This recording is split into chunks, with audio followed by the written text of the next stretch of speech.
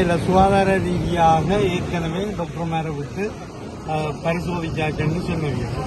அதுக்கு இப்ப சின்ன குஞ்சுகள் தான் அதிகம், சின்ன பிள்ளைகள். நாங்கள் கேட்கிறோம்னா அவங்கள கரைக்கு எடுத்து சாப்பாடு இல்ல அவை தங்களுடைய ஒரு இதன்படிதான் செய்யணும். நேவி ஆக்களை அங்க கொண்டு போய் சேர்க்க போதுன்னு தான் சொல்லுது.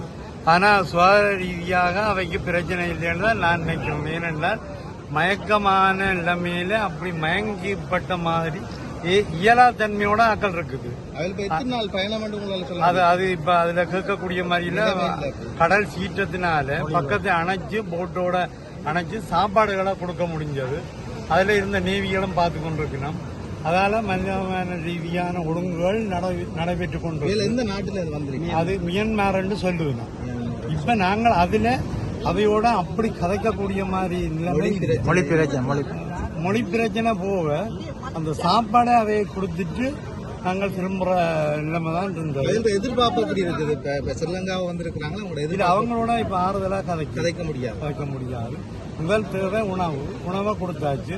சரி, நீங்கள் இப்ப போய் பார்த்துருக்கீங்க, அவங்களுக்கு ஏதாவது ஆறுதல் சொல்லக்கூடிய மாதிரி இருந்தது? ஆறுதல் என்ன, உணவை கொடுத்து தான் ஆறுதலை.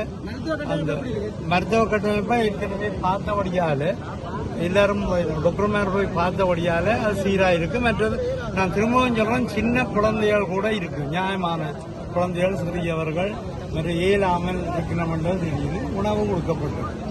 ஆனா திரும்ப அவியல் கடற்படையால கொண்டு செல்லக்கூடிய வகையில இருக்குன்னு எனக்கு சொன்னேன்.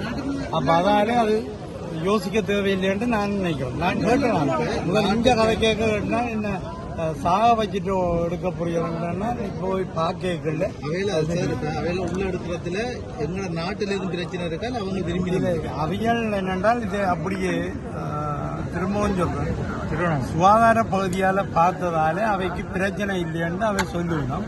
நானும் இப்போ பார்த்த அளவில் அப்படி பிரச்சனை இல்லாத மாதிரி தான் தெரியுது. அவ தாங்கள் கொண்டு வரக்கூடிய வழியை தான் பார்க்கணும். அதுக்கான பாதுகாப்பு நேவி வழங்கி கொண்டு நேவி அங்கே நின்றது. அப்புறம் எங்களோட போட்லயும் வந்தாரு.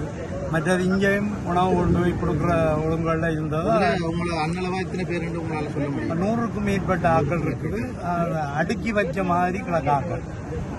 என்னத்துக்கு நீங்கள் நீங்கள் கேட்கக்கூடிய நிலையில அதுல இல்லை. ஏனென்றால் முதல் உணவு தேவையை பூர்த்தி செய்து அவைகளை காப்பாற்ற வேண்டிய கட்டம் இருக்கேங்க. நாங்கள் இதுல போய் போட்டி எடுத்துக்கொண்டு நிக்கலாம்.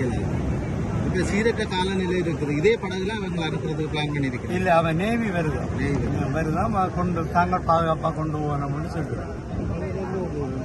வேலை பாதுகாப்பா இந்த இடத்துக்கு கொண்டு வரணும். இப்ப நீங்கள் சீற்றத்துக்குள்ள இப்படி எல்லாம் கேட்கக்கூடிய கட்டம் இல்லை. ஐயோ ராசா,